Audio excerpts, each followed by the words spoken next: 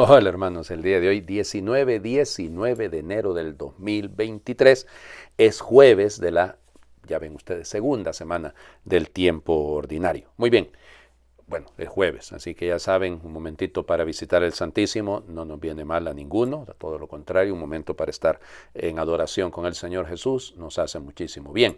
Bueno, hoy es día de un santo, ya van a ver ustedes por qué voy a hablarles de él, porque algunos dirían, bueno, pero el Padre siempre escoge estos santos, ¿de dónde se los saca? Bueno, se trata de José Sebastián Pelzar, Joseph Sebastián Pelzar, nacido en el año 1842, de hecho un 17 de enero, fíjense ustedes, en una comunidad en Polonia que queda pues al pie de los Cárpatos, y era hijo de una familia modesta, pero muy cristiana. Su papá, don Adalberto, su mamá, doña Mariana, lo enviaron a la escuela como todos los niños, pero se dieron cuenta que el muchachito era pila, diríamos en mi pueblo, ¿no? O sea, era un muchacho con muy buen estudiante, y entonces hicieron todo lo posible para que pudiera desarrollarse. Él decía en su diario, escribió que él miraba la realización de la persona en el sacrificio, y el sacrificio realizado en el sacerdocio.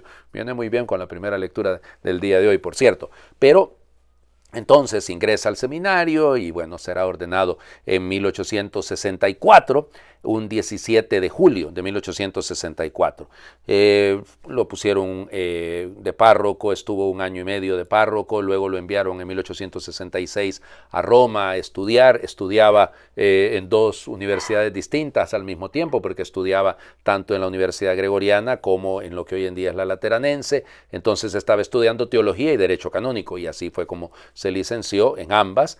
Regresa a Polonia, está en el seminario dando clases, luego lo pasan a la Jagiellónica, a la universidad en Cracovia, ¿no? Ahí durante veintitantos años será maestro, reconocidísimo, tendrá el apoyo de todo el mundo, lo querían mucho, era un excelente profesor de teología. Además, pues terminará él llegando a ser el rector, no solo el decano de la Facultad de Teología, sino el rector de la Jagiellónica. Acuérdense, de la Jagiellónica es la universidad donde más tarde va a estudiar un tal San Juan Pablo II, que por cierto va a ser el que lo va a beatificar, y bueno, y el que lo va a canonizar ya será otra cosa, porque sin duda ya van a ver ustedes cómo es la cosa. Pero bueno, vamos. Es que en los viajes de Juan Pablo II a Polonia, creo que en el cuarto viaje fue la beatificación allá en 1991, y fue canonizado por el San Juan Pablo II, en el 2003, sí, en el 2003. Bueno, ok, pero volvamos a la vida de él. Ya les digo, una vida preciosa, realmente mucho trabajo. Él era muy admirador de la doctrina social de la Iglesia, y además, pues, de lo que sobre todo la Rerum Novarum, ¿no? Acuérdense que es de 1891, y venga el hombre a promover de mil maneras el valor de los obreros, el trabajo con los obreros. Por eso ayudaba sobre todo a las empleadas domésticas. Él primero estuvo en la Asociación de San Vicente de Paúl, y entonces por ahí, pero luego ya se va dando cuenta que era necesario fundar de hecho una congregación con una joven que se llamaba Ludwika Szczesna, y entonces con ella va a fundar, fíjense, las Hermanas Siervas del Sacratísimo Sagrado Corazón de Jesús, del Sacratísimo Corazón de Jesús, para que vean ustedes. Ya ven por qué iba a hablar de él. Pues claro, evidentemente, cuando se trata del Sagrado Corazón de Jesús, véngase a hablar, eso no es ningún problema. Entonces las siervas del Sacratísimo Corazón de Jesús van a ser fundadas en 1894, y era precisamente trabajar con las mujeres obreras. Luego ya en 1900 es nombrado obispo, pasa a ser obispo primero, bueno, miren, el nombre de la diócesis es Szczecin, bien difícil pronunciarlo, ya saben, el polaco es muy complicado, ¿no? Ahí primero estuvo como obispo auxiliar, y luego estará ahí como titular cuando muera el que estaba como obispo, como ordinario del lugar, así se llama, ese es el término. Y bueno, ahí va a estar durante, hombre, muy rato, casi veintitantos años, porque va a morir un 28 de marzo de 1924. Los últimos años los pasó con muchas dificultades por salud, pero con un espíritu pastoral extraordinario, ¿no? Fíjense que en este tiempo que fue obispo ahí en esta diócesis, hizo tres sínodos diocesanos. Se ocupó de la formación de los sacerdotes, de la creación de escuelas, bibliotecas. Ustedes no tienen idea, un hombre, Dios mío, con un espíritu que hay que ver, que se necesita en nuestros obispos hoy en día también. No se necesita siempre, pero evidentemente en los obispos mucho más. Como les decía, fue beatificado en 1991 por el Papa San Juan Pablo II y fue canonizado por él en el año 2003.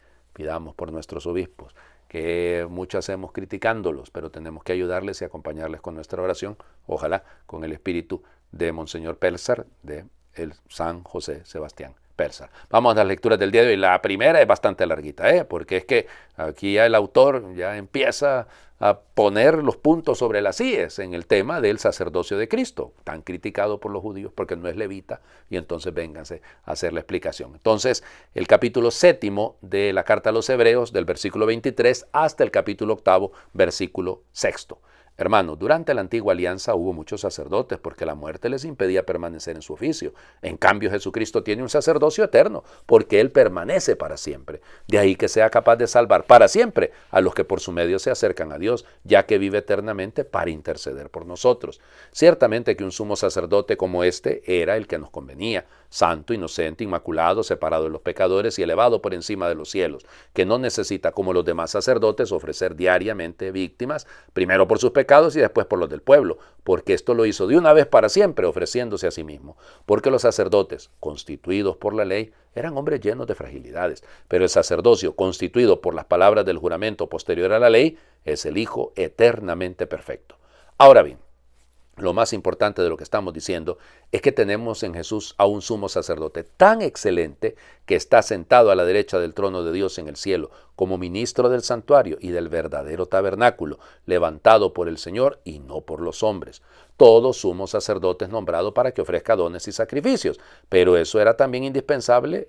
Por eso era también indispensable que él tuviera algo que ofrecer. Si él se hubiera quedado en la tierra, ni siquiera sería sacerdote, habiendo ya quienes ofrecieran los dones prescritos por la ley. Pero estos son ministros de un culto que es figura y sombra del culto celestial, según lo reveló Dios a Moisés, cuando le mandó que construyera el tabernáculo. Mira, le dijo, lo harás todo según el modelo que te mostré en el monte. En cambio, el ministerio de Cristo es tan excelente cuanto que Él es el mediador de una mejor alianza, fundada en mejores promesas. Palabra de Dios, te alabamos, Señor. Ya les decía yo, ¿no? El centro de la carta a los Hebreos es esta intención de explicar, exponer el sacerdocio de Cristo. Ahora nos hace ver, claro, los sacerdotes, hablamos de los ministros, no, en este caso no el sacerdocio común de los fieles, somos frágiles. Claro que ofrecemos por nuestros pecados también, el santo sacrificio. Hoy me va a corresponder en la tarde pues acompañar el funeral de un hermano sacerdote, el padre Reginaldo, don Rey, le decía yo, que ya ven, o sea, es decir, vamos a ofrecer la misa por él, porque en sufragio de su alma será, aquí le decimos en mi pueblo, misa de cuerpo presente, esos son sus funerales, sus exequias. Claro, entonces vamos a ofrecer por él, en sufragio de su alma. Pero yo no ofrezco por el sufragio del alma de Cristo. Es decir, el sacerdocio de Cristo es eterno. Nosotros, frágiles, lo dice aquí, ¿cómo nos convenía este sacerdote? Fíjense, santo, inocente, inmaculado, separado de los hombres y elevado por encima de los cielos. Eso no lo tiene ninguno de nosotros, santo, inmaculado, olvídense, nada que ver, separado de los pecadores, inocente, ojalá. Es decir, no somos así. Por eso el sacerdocio de Cristo es mucho más excelente. Si se hubiera quedado en esta tierra, dice el autor, entonces ni siquiera sería sacerdote, teniendo quien ofreciera según la ley, pero él está por encima de la ley. Y por eso, fíjense, ahora no solo nos habla no solo de su sacerdocio, sino del lugar donde él ofrece. No es un tabernáculo cualquiera. No es sencillamente el templo, que en ese momento cuando se escribe la carta a los hebreos ya no existe. No. Estamos hablando de una realidad, fíjense, según el modelo que Dios ha dado. Así como se lo dio a Moisés, este modelo para que se construyera el arca, para que se construyera el tabernáculo, ahora se presenta un nuevo modelo que está en Cristo, está centrado sobre él, fundado, me encanta la frase final, en mejores promesas. Esta alianza está fundada en mejores promesas. Claro, porque no es una promesa que va a desembocar en una temporalidad, sino en una eternidad. Vamos al Evangelio. Siempre, evidentemente, Marcos, capítulo 3, versículos del 7 al 12. Ojo que ya estamos por entrar a la parte toral de la elección de los apóstoles. En aquel tiempo Jesús se retiró con sus discípulos a la orilla del mar, seguido por una muchedumbre de galileos. una gran multitud procedente de Judea y Jerusalén, de Idumea y Transjordania y de la parte de Tiro y Sidón, habiendo tenido noticias de lo que Jesús hacía, se trasladó a donde él estaba. Entonces rogó Jesús a sus discípulos que le consiguieran una barca para subir en ella, porque era tanta la multitud que estaba a punto de aplastarlo. En efecto, Jesús había curado a muchos, de manera que todos los que padecían algún mal se le echaban encima para tocarlo. Cuando los poseídos por espíritus inmundos lo veían, se echaban a sus pies y gritaban: «Tú eres el Hijo de Dios». Pero Jesús les prohibía que lo manifestaran. Palabra del Señor. Gloria a ti, Señor Jesús. Casi lo aplastaban como que si fuera estrella de rock, el Señor, que hay que tocarlo. Yo miro esos conciertos de música, ¿no? Y de estos, sobre todo estos reggaetoneros, que honestamente mejor voy a tener que irme a confesar. Y hay un montón de gente que quiere tocarlos y aquellos, los ídolos. No, aquí no se trata de eso, ¿no? Qué bonito, fíjense, después de que hemos pasado 5 días seguidos, evidentemente obviando el domingo, en los que el Jesús ha venido creciendo el conflicto con los fariseos por culpa del ayuno, de la elección de Mateo, de la manera como procede Jesús perdonando pecados, de haciendo el bien, porque Él está por encima del sábado, en todo momento hace el bien. ¿Se acuerdan el evangelio de ayer, no? Bueno, ahora toca escuchar esto, ¿ya? Escuchar esto tan claro. Es una síntesis muy linda de la misión de Jesús con sus discípulos, una gran multitud que lo busca. Sí, esos no son fariseos, pero son interesados. Y ahí es donde entra el problema, ¿no? O sea, ¿qué tanta fe habría detrás de esta gente? Porque muchos también, hoy en día podríamos hablar de multitudes, en otro sentido, ¿no? Que buscan a Jesús, pero no por Jesús, sino por lo que pueden conseguir de Él. Y por eso es lo difícil, ¿no? Encontrar, superar esa mentalidad, como les diría, de mendigos que estamos ahí. Claro, mendigamos el perdón, la misericordia, el amor de Dios, porque no lo merecemos. Claro, estamos sí. Pero entiéndanme a dónde voy. Es este milagrerismo en el que me gusta. Por allá había encontrado yo una valla publicitaria, decía: Dios de milagros, vengan a la iglesia del Triángulo Cuadrado. Yo no me acuerdo cómo se llama la iglesia. En fin, ahí está. Entonces, no, cuidado, es el encuentro con Él. Pero es que no me concede el milagro. Bien, tú lo sigues a Él. Me concedió el milagro. Sí, pero tú lo sigues a Él. O sea, es decir, es seguir al Maestro, es seguirlo a Él, es estar con Él. Por eso les digo, este es el preámbulo. Ya mañana vamos a encontrar la llamada de los apóstoles, los primeros 12 elegidos. Y eso va a marcar la pauta. Mañana les hablo de eso, evidentemente, por el tiempo tampoco, ¿no? Hagamos oración. Te presiona la turba de dolientes, todas las muestras del sufrir humano. Quieren llegar a ti, sollozan, gimen, se arrastran por el polvo hacia tu amparo. Se te nublan los ojos, aunque sabes que eres fuente de vida sin ocaso. Y allá en tu corazón, donde más duele, lloras las consecuencias del pecado. Después, ternura inmensa. A cada uno vas imponiendo tus divinas manos, trazando un arco iris de alegría que borra la memoria del nublado. No queda ahí tu amor bajo más hondo. Quiere llenar de fe lo que ha vaciado de dolores antiguos.